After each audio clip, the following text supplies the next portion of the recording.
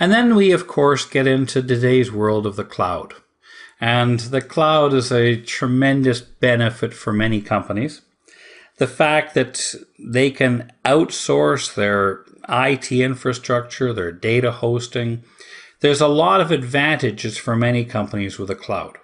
However, we do have to recognize as auditors what are the risks, and have those risks then been identified in the cloud service contracts. For example, where's my data kept? I may have legal restrictions on the fact that data must be kept within our country. If I'm storing it off in a cloud provider that's in another country, that could be a violation of transmission regulations.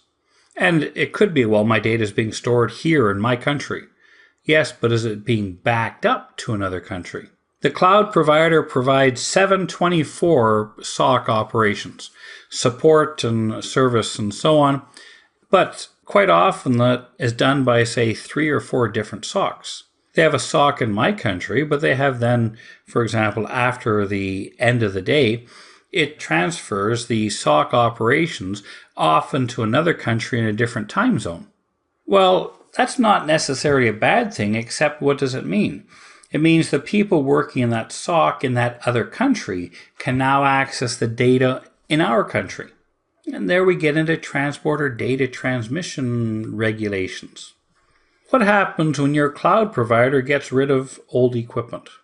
That old equipment could very definitely contain sensitive information on it, your customer information and credit card information.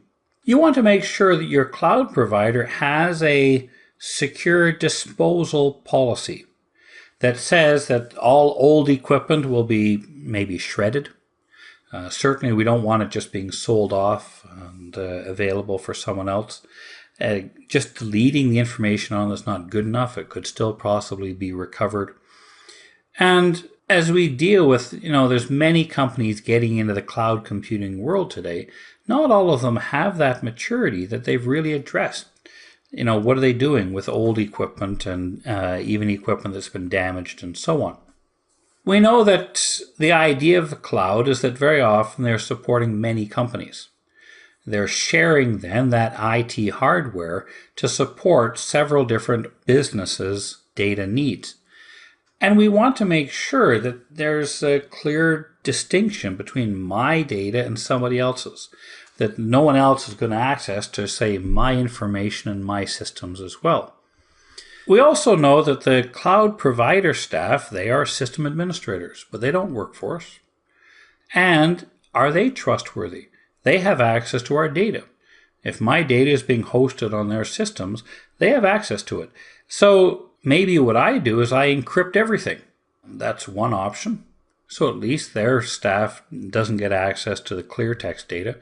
But if you're doing something like, obviously, software as a service, that's not even an option, because with software as a service, they would have the key. How much do we trust, and what precautions have we put in place with our cloud service provider contracts to ensure that they have trustworthy staff and their monitoring and so on? We also, with our cloud providing contracts, want to have an exit strategy. What happens after the 5-year term of our contract? We decide to go to a different provider. Well, we want to make sure that we can recover the data off of the current provider. We can transfer it to the new provider. But then once that's done, that our current provider will delete all of that data, that they're not going to keep it. Well, this may not be so easy, because it could be that they've got things backed up and so on too. They're not going to go all of their backups and erase our data off of their backups.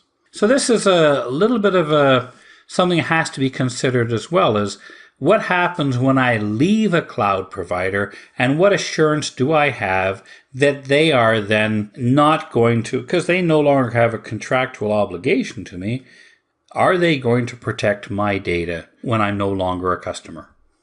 And the problem, of course, is that very few of the cloud service providers are going to let you do any type of an audit. They might give you a SAS 70 or an SSA E16. ISA E3402. These are third-party audits they can give us that say, here, we've been audited by this trusted company, and here's the statement that we are compliant with good practices. And in many cases, that's the best we're going to get. We're not going to be able to go in and audit their processes and policies and procedures ourselves.